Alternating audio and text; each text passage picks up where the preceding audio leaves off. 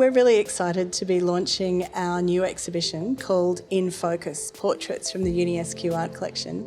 And I'm here with our curator, Brodie Taylor. So Brodie, tell us a little bit about the exhibition and what inspired it. This exhibition came together purely to showcase our extraordinary art collection. Some of these works have been in storage, sometimes tucked away in elements of the university without the public getting a chance to see them. This gave us an opportunity to put them on the wall, give their stories to the world and actually showcase what an amazing collection we really have. So tell us a little bit about the breadth of work that's here and the sort of artists that are represented.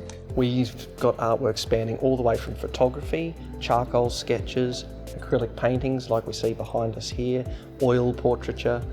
We've got artists from the local area, internationally acclaimed, and also some international as well. We've got a real diversity, haven't we, of works in this exhibition. Do you want to talk a little bit more about that? For example, the work here by Daniel Butterworth is very different from some of the much more traditional works that are here. Indeed. So Daniel's work here was our newest acquisition to the art collection, acquired only at the beginning of 2024. He's an extraordinary artist who, unlike any other, uses himself and his own image as the medium in essence.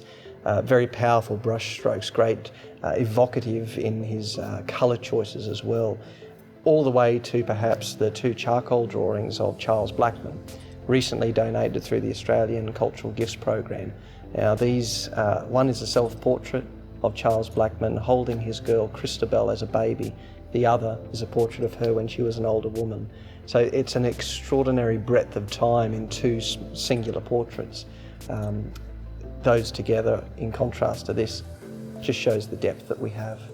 The other thing that strikes me about the exhibition is you can see the progression of time from the really traditional works, as you say, normally in oil, but some of them charcoal and other media, through to something like Daniel's work, which he does with house paint. And Daniel is probably more representative of a very modern way of portraiture, and Daniel's of course an Archibald finalist as well. Indeed, and you know the medium choice as well, of a simple piece of cardboard, how it can be developed into now hanging on this wall in the magnificent manner that it is. It really is astounding. Tell us about some of the Chancellor's portraits that are here in the exhibition. So we have on display, some for the first time, the portraits of all of our Chancellors. They usually hang in the council chambers here at the university, but for this show we've been able to put them on display, all the way from Dr. Alison Dixon, our first Chancellor, all the way through to our current Chancellor, Mr. John Dornbush. And if I can say, that's a beautiful portrait that you did of John Dornbush, and it's one of the highlights of the exhibition here. And just finally, we've got 3 portraits here by David Hinchliffe, haven't we? He's one of our honorary doctorate recipients. We do, 2 of which were one of his teachers. So Bruce Dorr, one of the academics here, or previous academics here at the university. One he painted of him when David Hinchliffe was one of his students. The other painted 30 years later. We also have a portrait that David completed of Trent Dalton, who began his studies here at the university. It's a remarkable exhibition. We really hope that everyone can come along and see it. And how long is it here for, Brodie? The exhibition is on display till the 23rd of August. Gallery's open from Tuesday to Friday, 10 a.m. to 3 p.m.